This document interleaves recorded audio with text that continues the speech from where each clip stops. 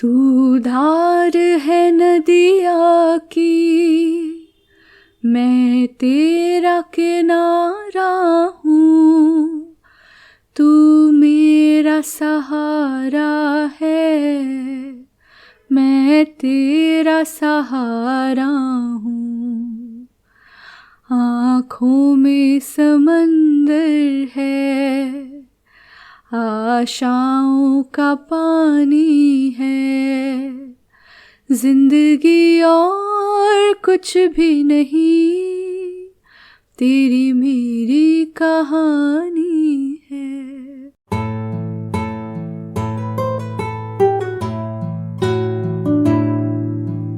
आप सुन रहे हैं अगला वर्ग का the partition podcast with Amy Singh. This is episode 9।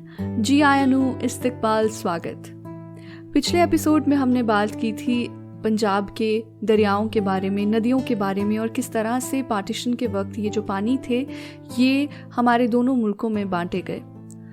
आज के इस एपिसोड में जो कहानी आप सुनेंगे वो कहानी जो है उसकी सेटिंग है समंदर और समंदरों के बांटे हुए पानी। अगर आप ये पॉडकास्ट सुनते आ रहे हैं तो आपको मालूम होगा कि कुछ हफ्ते पहले हमने चंडीगढ़ में एक इवेंट किया था, स्टोरी लैब, जिसमें हमने इंडिया और पाकिस्तान के बंटवारे की स्टोरीज़ को सुना था। तो वहाँ पर मैंने ये कहानी जो है सुनाई थी। इस कहानी को मैंने the other in the mirror, जो कि एक किताब है जिसको सहर मिर्ज़ा ने एडिट किया है, उसमें पढ़ा था। ये किताब इंग्लिश में है तो मैंने इस कहानी को, जाहिर बात है कि इंग्लिश में ही पढ़ा था, और फिर मैंने इसे उस इवेंट पर सुनाया था। ये कहानी ने सबके दिल को छुआ था, मेरे खुद के दिल को भी। मुझ पर तो इस कहानी का इतना ज़्यादा असर रहा था कि मुझे कुछ दिन लगे थे इसमें से बाहर निकलने के लिए। मुझे एक ख्याल आया कि ये कहानी दरअसल जो लिखी गई है इसे कराची के एक राइटर मोहम्मद आतिफ अलीम साहब ने लिखा है, और उन्होंने ओरिजिनली इस कहानी को उर्दू में लिखा था और बाद में सहर मिर्ज़ा की किताब में शामिल होते वक्त इसका तर्जुमा इंग्लिश में किया गया। तो मैंने सोचा क्यों ना ऐसा किया जाए कि आपको ये कहानी जो है इसकी ओरिजिनल लैंग्वेज में, उर्दू में सुनाई जाए। अब एमी को उर्दू तो पढ़नी आती नहीं है, तो मैंने दरख्वास्त की अपने दोस्त जो कि एक जर्नलिस्ट हैं, पोइट हैं, आमिर मलिक से, कि वो अगर उर्दू में इस कहानी को पढ़कर आप सबको सुना सकें तो क्या बात होगी। उन्होंने मेरी इल्तिजा सुनी और इस कहानी को उर्दू में रिकॉर्ड किया। तो फाइनली आज के इस एपिसोड में आप सुनेंगे वो कहानी जिसे लिखा है मोहम्मद आतिफ अलीम साहब ने, जिसका उन्वान है हजियानी अम्मा बनाम उषा देवी, आमिर मलिक की आवाज़ में।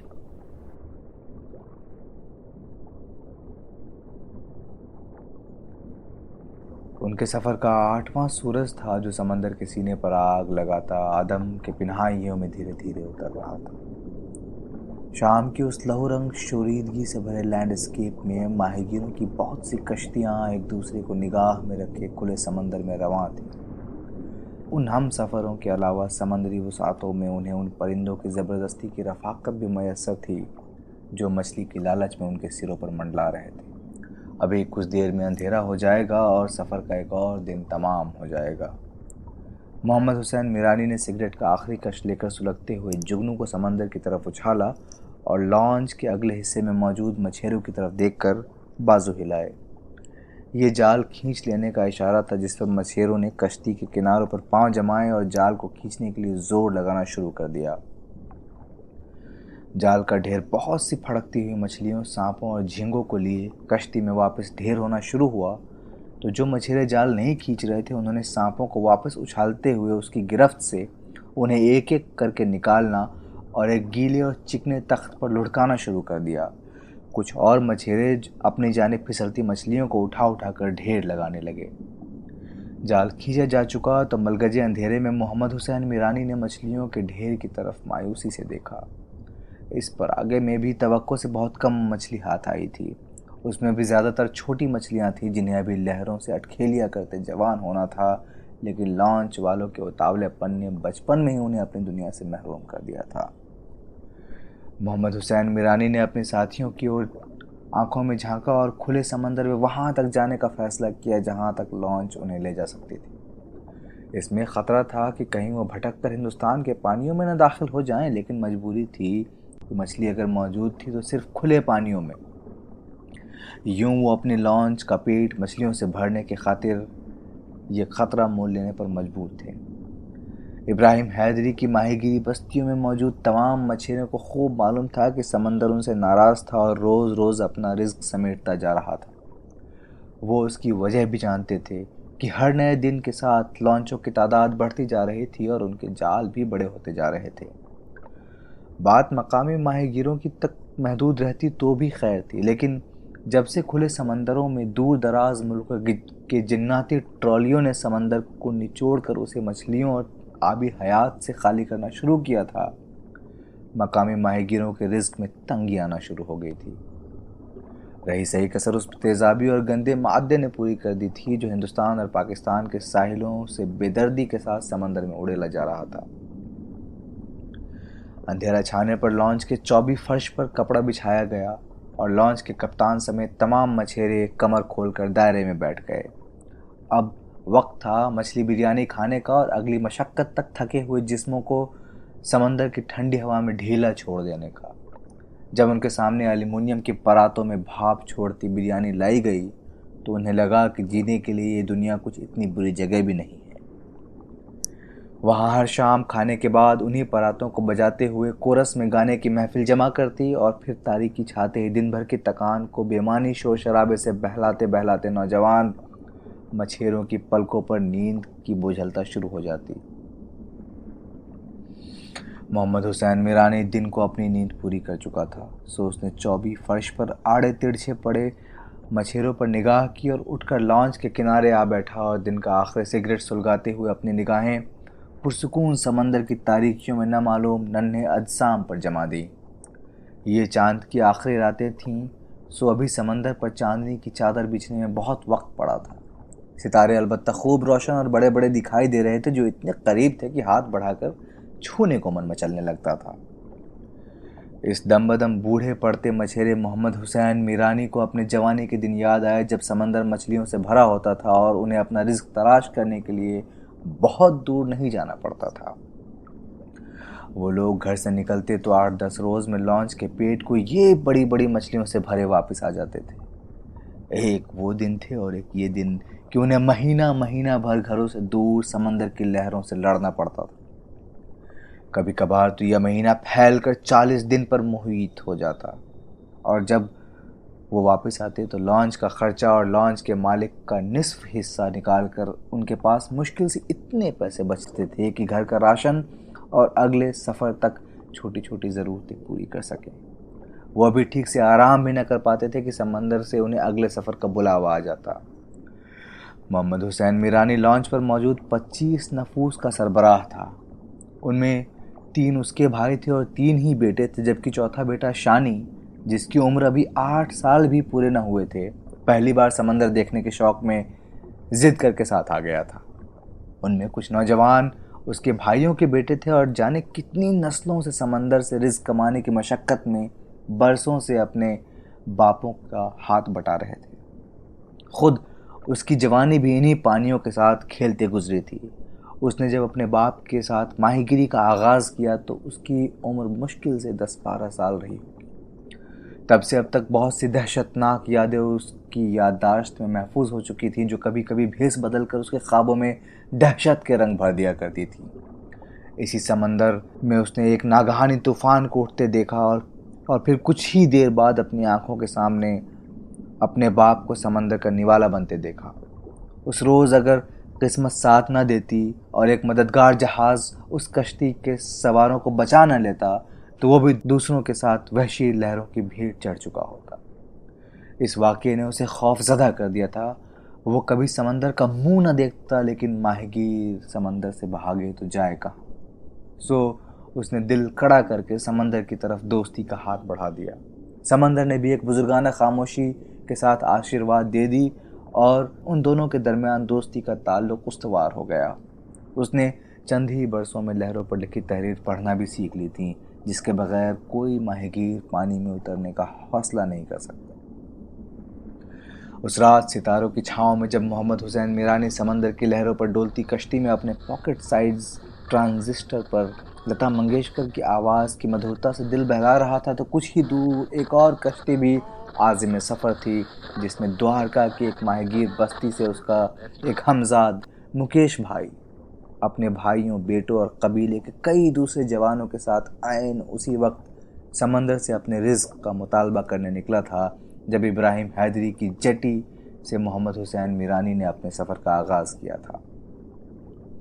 उन दोनों कश्तियों के सवार तारीख़ के रिश्तों में बंधे थे और एक ही समंदर के पाले हुए थे।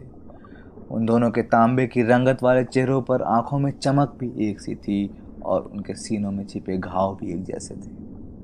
अलबत्ता उनके लॉन्चों पर लहराते झंडे अलग अलग थे, लेकिन अगर ये झंडे उतार लिए जाते तो इन समंदर ज़ादों को एक दूसरे से अलग करके पहचानना मुश्किल हो जाता। उस शाम मोहम्मद हुसैन मीरानी और मुकेश भाई को एक जैसी मायूसी ने घेर लिया था और वो एक ही फैसले पर पहुंचे थे कि खुले पानियों में निकला जाए, भले उसमें कितने ही ख़तरात दम बिछाए उनके मुंतज़िर हों। सो मोहम्मद हुसैन मीरानी की कश्ती अल हैदरी का रुख मशरक़ी पानियों की तरफ और मुकेश भाई की कश्ती द्वारका रानी का रुख मगरिब में कच्छ की जानिब हो गया, और अब वो लहरों पर डूबती उभरती तेज़ रफ्तारी से एक दूसरे के करीब आ रही थीं। इन दोनों कश्तियों के साथ साथ और बहुत सी कश्तियाँ भी थीं जिन पर मौजूद माहीगीरों की मायूसियाँ और उम्मीदें हम रंग थीं। उनके सफ़र का 12वां रोज़ था जब दिन ढलने से पहले दोनों साहिलों से रवाना होने वाले कश्तियों का एक दूसरे से सामना हुआ। दोनों मुल्कों के माहीगीरों के लिए ये बहुत मामूल की बात थी कि खुले समंदरों में वो एक दूसरे के करीब आ जाते। अपने अपने मुल्कों में नस्ल दर नस्ल महकूमी और भूख उनका मकसूम थी, लेकिन यहाँ वो पानियों के मालिक थे और यहाँ उनका कानून चलता था। यूं ही समंदर ही उनका हिंदुस्तान था और यही उनका पाकिस्तान था। जब दो मुख्तलिफ झंडे लहराती कश्तियाँ एक दूसरे के करीब पहुँची तो तमाम कश्तियों के माहीगीरों ने खड़े होकर बाजू लहराना शुरू कर दिए और थोड़ी ही देर बाद एक दूसरे की कौमियत को भूले हुए एक दूसरे की कश्तियों में सवार झींगा सूप और मछली बिरयानी की ज़ियाफ़त उड़ाने में मशगूल थे। उनका ये मिलाप सदियों से जारी था, जो हर सियासत और मुसल्लत करदा तफरीक से बलातर था। ये सदियों का चलन था कि वो यूं ही पानी पर खिंची अनदेखी लकीरों के पार एक दूसरे से मिलते, कुछ देर हल्ला गुल्ला करते और फिर अपने अपने जाल संभाल अपनी अपनी राह लेते थे। सफ़र के 13वें रोज़ पाकिस्तान के झंडे वाली लॉन्च अल हैदरी के माहीगीरों ने हवा में बढ़ती तुंदी और उस पर धुआं धुआं बादलों को फैलते देखकर दिन के शुरू में ही भांप लिया था कि आज किसी वक्त समंदर का सुकून तहोबाला होने वाला था। वही हुआ। सेपहर होते होते हवाओं ने जाने कहां कहां से बादलों को धकेल धकेल कर पूरे आसमान पर फैला दिया था। सूरज ने बादलों का पर्दा क्या किया कि लहरों को भी अटखेलियां सूझने लगी और उन्होंने समंदर के सीने पर तैरती कश्तियों के साथ खेलना शुरू कर दिया। रास्ता भर उनके सर पर मंडराने वाले परिंदे भी हवाओं का मिजाज देखकर साहिलों का रुख कर चुके थे। खुद माहीगीरों को भी अंदाज़ा हो गया और उनके पास मौजूद आले भी बता रहे थे कि समंदर में मज़ीद तैरना ख़तरनाक हो सकता है, लेकिन एक इम्कान ये भी था, जैसा अक्सर हुआ करता है, कि समंदर उन्हें थोड़ा बहुत डरावा देकर पुरसुकून हो जाए। वैसे भी तूफ़ान की कोई वार्निंग उन तक नहीं पहुंची थी, लेकिन गर्मियों के ये दिन किसी हरजाई महबूब जैसे थे कि जाने कब किस वक्त मिजाज यार बिगड़ जाए। अल हैदरी के कप्तान ने कुछ देर कमर पर हाथ रखकर लहरों पर लिखी तहरीर पढ़ने की कोशिश की और फिर ऐलान किया कि मगरबी पानियों में ज्वार भाटा मौजूद है, लेकिन आज रात तक खतरे की कोई बात नहीं। मोहम्मद हुसैन मीरानी ने देखा कि चंद दूर अंदेश कश्तियों ने अपना रुख साहिल की तरफ कर लिया था, लेकिन और बहुत से थे जो समंदर के मिजाज को खातिर में लाने के मूड में न थे। उसने अपने साथियों के साथ बात की तो कप्तान समेत सबका यही ख्याल था कि जो थोड़ा बहुत मिल गया है उसी पर गुजारा किया जाए और वापस घरों में जाकर समंदर के पुरसुकून होने का इंतज़ार किया जाए। उसने हिसाब लगाया तो मालूम हुआ कि उनके ज़ख़ीरे में 1.5 से 2 टन मछली जमा हो चुकी है। उन तमाम लोगों का महीने भर का गुजारा चलाने के लिए 3 टन की मकदार की दरकार थी, लेकिन अगर आज रात तक वो चंद परागे और खींच लें तो अगली सुबह वापसी का सोच सकते थे। रात के पहले ही पहर उन्हें एहसास हो गया कि उन्होंने पानियों पर लिखी तहरीर पढ़ने में तबाहकुन गलती कर दी थी। रात का खाना ख़त्म होने तक समंदर की गुर्राहट में गैज़ नुमायाँ होने लगा था।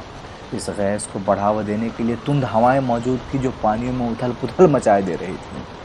और फिर देखते ही देखते शुमाल से एक लहर उठी और उन पर हमलावर हो गई। इस लहर के पीछे गज़बनाक लहरों का एक हजूम था जो अलहैदरी के नातवां वजूद के खिलाफ सफ़ आ रहा था और बार बार उन पर हमलावर हो रहा था। वो भी जिस्मों के साथ पानी की मार सहते, पहलू बदलते कश्ती में अपना तवाज़न बरकरार रखने की तगोदौ में हलकान हुए जा रहे थे। उधर शुमाल से उठते तूफ़ानी झक्कड़ थे जिनके गुस्से का कोई ठिकाना न था।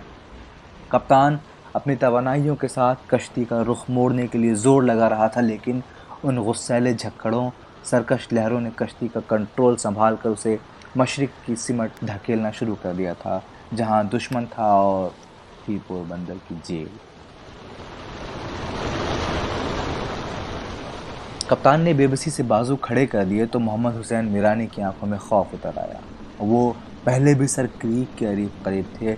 अगर हवाओं ने अपनी हठधर्मी जारी रखी तो कुछ ही देर में वो हाथ लगाए बैठे दुश्मन के रहमो करम पर होंगे। वो बरसों पहले इस दुश्मन की सफाकी झेल चुका था, अब तो उसके साथ एक बच्चा भी था। जाल खींच लो, वो हाथों का भोंपू बनाकर चीखा और कप्तान को कश्ती का रुख मोड़ लेने के बेताब इशारे करने लगा। वो जाल खींचने के लिए जोर लगाने लगे, लेकिन जाल समंदर में किसी ड्रैगन के कब्जे में आ चुका था। लहरों की इस शोरीदा सरी के दौरान जाल को वापस खींच लेना नामुमकिन हो चुका था और अब वो उन्हें अपने साथ घसीटने लगा था। इस तारीख और तूफानी लैंडस्केप में उन्हें रिस्क की ज़मानत देने वाला जाल उनकी आखिरी बदकिस्मती बन चुका था। अगर उससे फौरी जान न छुड़ाई गई तो जेल या मौत उनका मुकद्दर थी। इस अफरा तफरी में उन्हें कोई ऐसा हथियार भी नहीं मिल रहा था जिसकी मदद से वो उसके मजबूत रस्से काट सके, जबकि रस्से का तनाव इस कदर ज्यादा था कि उसे खोलकर छोड़ देने की सूरत भी न थी। मोहम्मद हुसैन मीरानी ने बाजू बुलंद किया और आसमान की तरफ हाथ जोड़ते हुए खुदाई मदद की दरख्वास्त कर दी। उसकी आंखें बंद थी और होठों पर हरफ दुआ था कि अचानक भोंपू की एक खौफनाक आवाज ने उसका इन्हिमाक तोड़ दिया।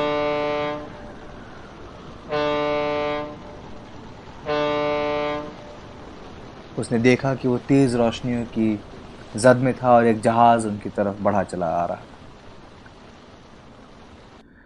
दोनों अतराफ चीखते दहाड़ते मीडिया ने अपने अपने लोगों के इत्मीनान क़ल्ब के लिए ये तो बता दिया था कि इधर इंडियन कोस्ट गार्ड्स और उधर पाकिस्तान मैरीटाइम सिक्योरिटी एजेंसी ने इतने घुसपैठी और इतने मुश्तबा दहशतगर्द पकड़कर जेलों में बंद कर दिए हैं, लेकिन ये बताना ज़रूरी नहीं समझा कि उनके कब्ज़े में कितने हथियार और कितने खुदकश जैकेटें बरामद हुई हैं और इस तबाही का हजम कितना था जो इन 100-150 लोगों की गिरफ्तारी के बायस टल गई थी। इधर मीडिया के 2 दिन के शोर शराबे और सरकारी सरगर्मियों से बहुत दूर पोरबंदर की जेल में बंद मोहम्मद हुसैन मीरानी को ठीक से कुछ याद था न लाठी जेल कराची में बंद मुकेश भाई के लिए इस बात की कोई अहमियत बाकी थी कि वो कब और किस जुर्म में लाकर दुश्मन की जेल में डाल दिए गए थे। उन्हें याद था तो सिर्फ ये कि वो जो समंदर ज़ाद थे और शोरीदा पानियों के मालिक थे, उनकी पुश्त पर हाथ बांधकर और आंखों पर काला कपड़ा चढ़ाकर यूं हाँका गया था जैसे उनका वजूद इलाकाई और आलमी सलामती के लिए सबसे बड़ा खतरा था। वो अपने बहुत से साथियों के साथ घुटन और गर्मी से भरी कोठरियों में बंद थे, जहां उनके आने से पहले पंखे उतार लिए गए थे। उन्हें कोई सहूलत तो खैर क्या मिलती, पेट भर खाना भी मैसर नहीं था। मुकेश भाई की तो शायद ये पहली बार थी, लेकिन मोहम्मद हुसैन मीरानी इस हौलनाकी से पहले भी गुजर चुका था और जानता था कि पानियों पर हुकूमत का ख्याल महज उनका जहनी ख़ब्त था, वरना वो महज पा बजंजीर ग़ुलामज़ाद हैं जिन्हें दोनों हुकूमतें अपनी बही खाते सीधे रखने के लिए पकड़ती हैं और फिर भूल जाती हैं। वो ये भी जानता था कि 4-5 साल तो खैर कहीं नहीं गए, लेकिन अगर इन हुकूमतों को कुछ और ज़रूरी काम दरपेश हुए तो कैद की मुद्दत फैल कर लामहदूद भी हो सकती हैं। वो सब जानता, लेकिन ये नहीं जानता था कि उनका इंतज़ार करने वाले उन बरसों में कैसे जिएंगे, कैसे जिया जाए। ये सवाल मोहम्मद हुसैन मीरानी की बूढ़ी माँ माई हाजियानी और मुकेश भाई की पत्नी उषा रानी को भी खाया जा रहा था। कैसे जिया जाए? उनकी बूढ़ी हड्डियों में अब इतना दम कहाँ था कि घर में मौजूद खाली पेटों को भरने का जतन कर सकती। फटे पुराने जाल मरम्मत करके और बांस की लकड़ी के घरों की दीवारों पर मिट्टी का लेप करके इतनी मजदूरी कहाँ मिलती है कि 2 दिन का राशन भी खरीदा जा सके। वो नहीं जानती थी जाने वालों के साथ क्या हुआ। उन्हें समंदर निकल गया या दुश्मन की जेल ने अपनी ही मुहीब दीवारों के पीछे उन्हें छुपा लिया। वो जान भी कैसे सकती थी कि किसी ने उन्हें बताने की जहमत भी गवारा नहीं की थी। अगर ऐसे में जाने वालों की तरफ से कोई खत पत्र मिल जाता तो ये आस तो होती कि एक रोज़ वो उनसे आ मिलेंगे। एक तरफ इब्राहिम हैदरी का वीरान साहिल था और दूसरी जानिब द्वारका की हौलनाक साहिली वुसाअतें थी जहाँ रोज़ सरे शाम 2 साए निकलते, एक लाठी पीटते हुए और दूसरा बीमार वजूद की थकन को बहलाते हुए। ये माई हाजियानी और उषा रानी थी, एक दूसरे के लिए अजनबी लेकिन एक दूसरे के वजूद से बाखबर कि यहाँ से वहाँ तक चलती हवाओं के दोष पर धरी उनकी बास मानूसियत का माहूम सा ताल्लुक जोड़ दिया था। यहाँ तक कि दूर दराज साहिली नुक्तों पर मौजूद वो दोनों एक दूसरे को महसूस करने लगे थे। मछेरा बस्ती में मशहूर था कि जब से माए हाजियानी के बेटे और पोते गए हैं उनका दिमाग पिलपिला हो चुका है और वो न समझ में आने वाली हरकतें करने लगी हैं। सो एक रोज़ उसने एक और न समझ में आने वाली हरकत की। उसका एक पोता था जो स्कूल की पढ़ाई छोड़कर मजदूरी पर लग गया था। एक रोज़ उसे जो सूझी तो उसने उसके बेकार पड़े बस्ते में से एक कॉपी निकाली और वर्क फाड़ कर कश्तियाँ बनाने लगी। उस शाम वो साहिल पर आई तो उसने हाथ में कागज़ की बहुत सी कश्तियाँ दबा रखी थी। उस रोज़ जब खड़े खड़े उसकी टांगों में शीशा उतर आया और जब उसकी निगाहें समंदर की वुसाअतों को खोजते खोजते थक गईं तो उसने चुपके से एक कश्ती पानी पर रख दी और फिर उसमें एक पैगाम रखा और उसे पानी पर छोड़ दिया। बहुत से बरस गुजर गए लेकिन उस रोज़ से 2 मुख्तलिफ सीमतों से कागज़ की 2 कश्तियाँ ज्वार भाटे के थपेड़े सहती समंदर की सरकशी का मुकाबला करती एक दूसरे की जानिब रवां।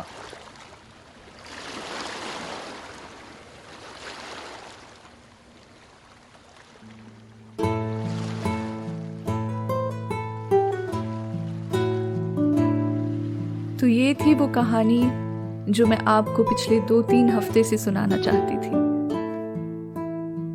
मैं तो बस उन उम्मीद की कश्तियों के बारे में सोचती रहती हूँ, क्या वो कभी अपनी मंजिल पर पहुँचेंगी। जानती हूँ कि इसे सुनने के बाद कुछ भी कहने सुनने का मन नहीं करता, तो मैं आपको आपके ख्यालों के साथ छोड़ती हूँ। मुझे इजाज़त दीजिए। आप सुन रहे थे अगला वर्का, the partition podcast with Amy Singh. ये वो जगह है, वो खिड़की है जहाँ अपने अपनों से मिलते हैं, जहाँ सरहदें सराब होती हैं, जहाँ नई उम्मीद के नए पुल बनाए जाते हैं, जहाँ किताबे इश्क का अगला वर्का खोला जाता है। इस पॉडकास्ट को सब्सक्राइब करने के लिए बेल आइकन प्रेस करें और इसे अपने अपनों के साथ भी ज़रूर बांटें। अब आप इस पॉडकास्ट को YouTube पर भी सुन सकते हैं। अब मुझे इजाज़त दीजिए, आपसे अगले हफ्ते फिर मुलाकात होगी। तब तक सुनते रहिए, मोहब्बत को चुनते रहिए।